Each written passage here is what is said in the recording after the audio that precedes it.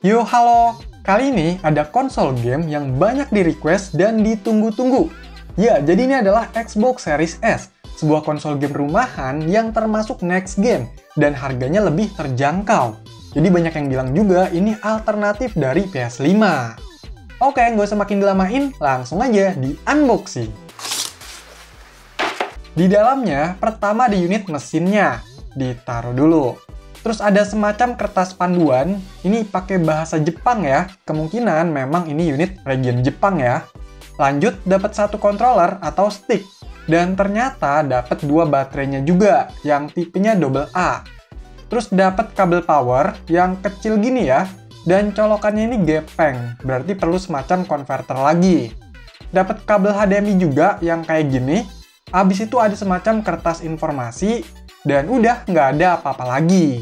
Jadi inilah isi dari Xbox Series S. Cukup simpel ya kelengkapannya. Lanjut, cek unitnya. Nah, jadi untuk bentuknya kayak gini. Dia ngotak banget, sudutnya lancip-lancip gitu. Ukurannya ternyata nggak begitu besar, warnanya putih bersih berfinishing doff. Lanjut, colok-colok nih. Tinggal hubungin aja kabel HDMI ke TV atau monitor dan kabel powernya yang udah pakai konverter kayak gini ya. Oh iya, jangan lupa pasang baterai untuk sticknya. Oke, coba dinyalain, semoga bisa nyala.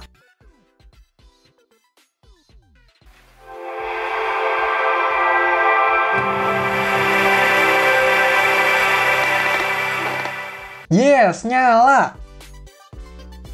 Untuk pertama kali dinyalain, ini wajib update ya. Lumayan lama sih, apalagi kalau internetnya lemot.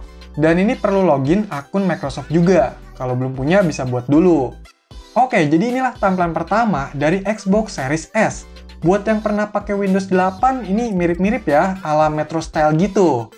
Di kondisi paling awal ini, belum terinstall game sama sekali. Dan untuk penyimpanannya itu, bebas sekitar 361 GB. Padahal yang dibenamkan itu kapasitasnya 512 GB. Berarti kepotong sistemnya kurang lebih 140 GB. Gede ya. Karena Xbox Series S itu full digital, jadi untuk mendapatkan gamenya, kita harus download. Nggak bisa pakai disk. Nah, ini saya udah install beberapa game. Jadi langsung aja, gas main game. Bayek has returned to the Oasis.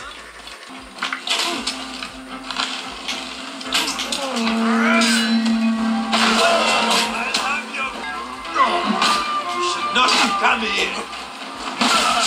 I'll have your guts out.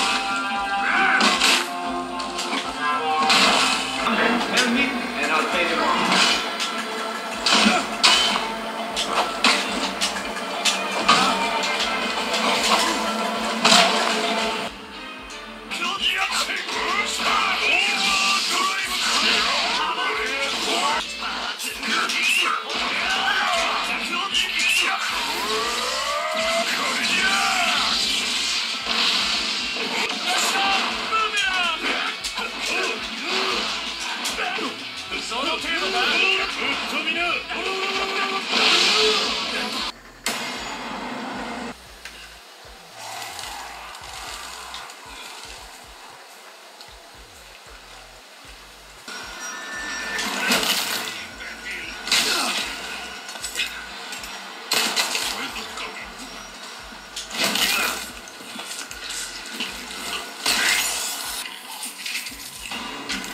No fucking way.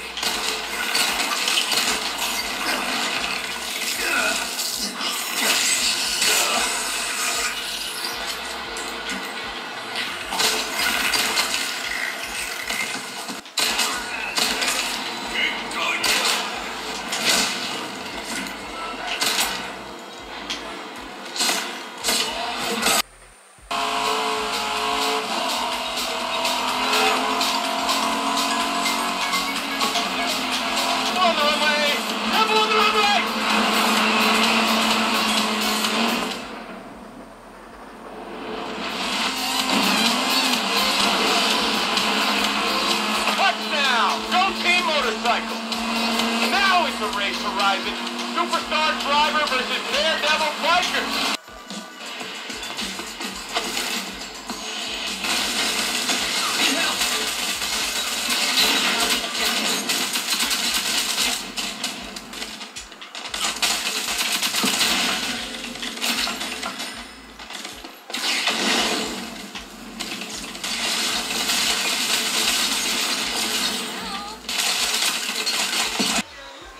this land. It divides opinions, it divides families, it divides 90 minutes, but its repercussions can be felt for months and years ahead. Old Trafford. Sancho! In for the pieces! They score! Haaland. De Bruyne. That is lovely. Prompt interception. And the counter is on. And it's Rashford. Sancho. Played into the middle. Can he finish? Oke, beberapa game yang udah saya coba nggak ada masalah, masih bisa berjalan lancar pastinya, karena memang ini konsol game. Untuk grafiknya udah bagus di layar monitor yang Full HD yang saya pakai ini. Tapi dari infonya, untuk Series S ini bisa sampai 2K ya, 120 fps. Nah, yang menarik dibahas itu fitur-fiturnya. Pertama ada yang namanya Quick Resume. Jadi ini tuh kita bisa berpindah atau ngelanjutin game tanpa harus lama lagi masuk ke tampilan menu gamenya. Jadi pas dibuka, itu langsung ke posisi terakhir keluar dari gamenya. Ini tuh mirip sama fitur Quick Save dan Load State yang ada di emulator. Ya pastinya fitur ini didukung oleh RAM yang udah 10 GB, prosesornya custom AMD Zen 2, dan penggunaan SSD NVMe. Jadi lebih cepat dalam pemrosesan sistemnya. Terus adanya fitur Game Pass emang ngebantu banget buat yang fokus cuma main dan namatin. Gak mau ngoleksi, gak mau keluar duit lebih, dan sekali bayar itu bisa nikmatin banyak game. Jadi yang belum tahu, Game Pass itu semacam game berlangganan. Ada yang per bulan atau per tahun, mulai dari $10. Dengan berlangganan, kita bisa nikmatin beberapa daftar game yang masuk ke program Game Pass.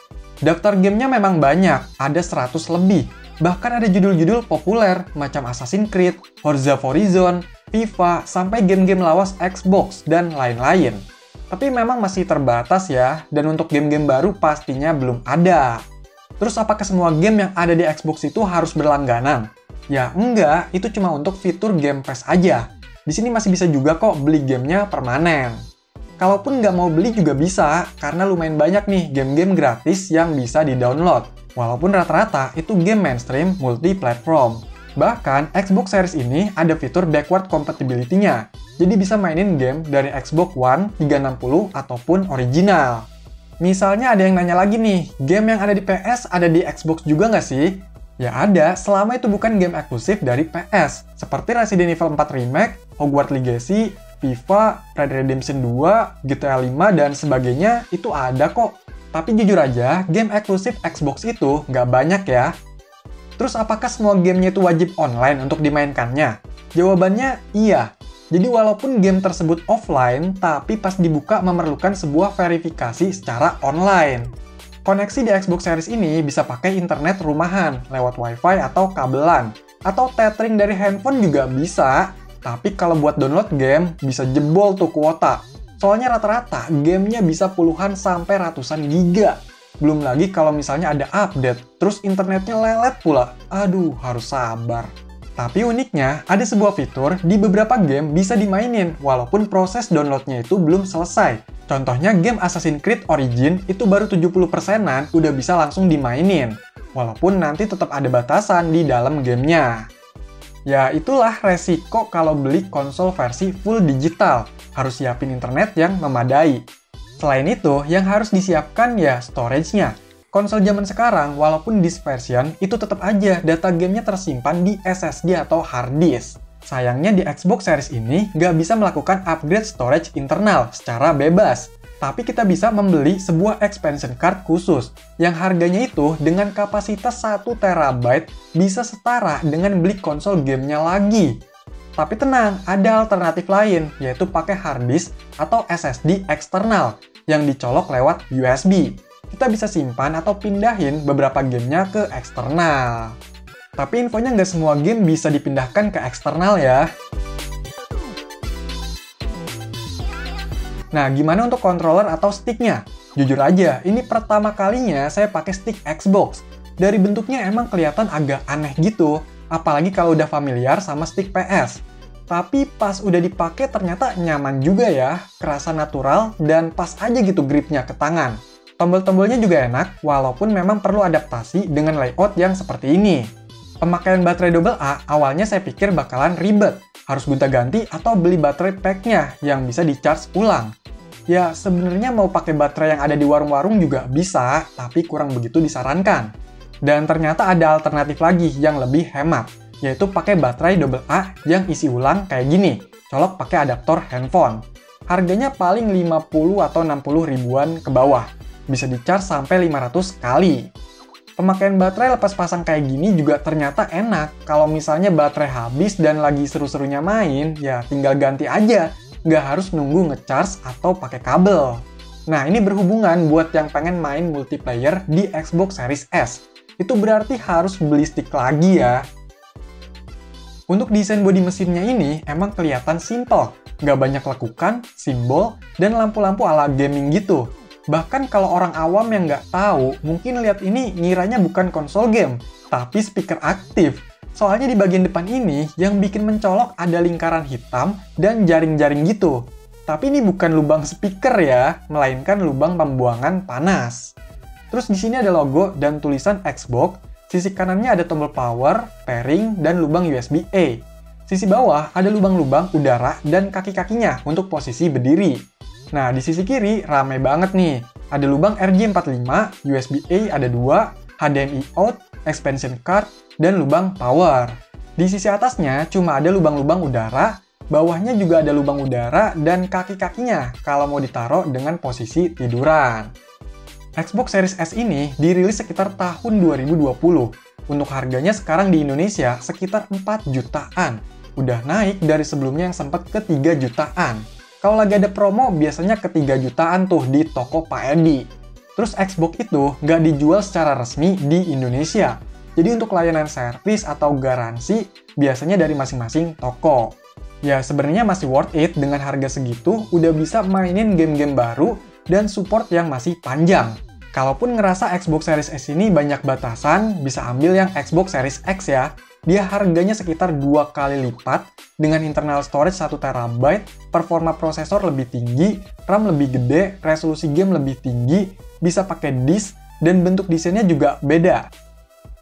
Awalnya, ada hal yang menarik, bahkan bisa jadi nilai lebih dari Xbox Series S ini, selain harganya yang murah, yaitu bisa memainkan konsol game lain tanpa melalui proses jailbreak atau penggunaan custom firmware. Jadi kita bisa mainin game PS2, PSP, PS1, Nintendo Wii, GameCube, Game Boy, Sega, dan beberapa konsol retro lainnya di Xbox Series. Ini bisa dilakukan dengan mudah di unit versi retail atau yang dijual secara umum, dengan menggunakan emulator yang bisa didapatkan seperti download aplikasi biasa di Microsoft Store. Tapi ada link khususnya yang bisa didapat dari Discord Xbox Emulation Hub. Dan hasilnya, untuk performa mainin game-game yang cukup berat macam PS2 itu udah lancar banget. Bahkan bisa di-upscale biar grafiknya jadi bening. Pokoknya puas banget deh, jadi bisa mainin game-game terbaru dan bisa juga mainin game-game lawas dari berbagai konsol. Terus tanpa cara yang terlalu ribet atau sampai bongkar mesin. Tapi sayangnya, sekitar tanggal 6 April 2023 dapat kabar buruk bahwa udah nggak bisa menggunakan emulator di versi retail. Soalnya pihak Microsoft mengupdate kebijakan Xbox tentang mengemulasi game atau platform itu udah dilarang. Jadi kalau emulatornya dibuka, bakalan error kayak gini. Ya udah, sekarang nggak bisa lagi. Dan alternatif lainnya cuma bisa pakai versi dev, yang harus bayar melengkapi persyaratan ini itu yang lebih ribet. Jadi sayang banget nih. Ya walaupun saya udah sempat ngerasain sih, tapi cuma sebentar dan belum direkam pula, karena saking keasikannya waktu itu.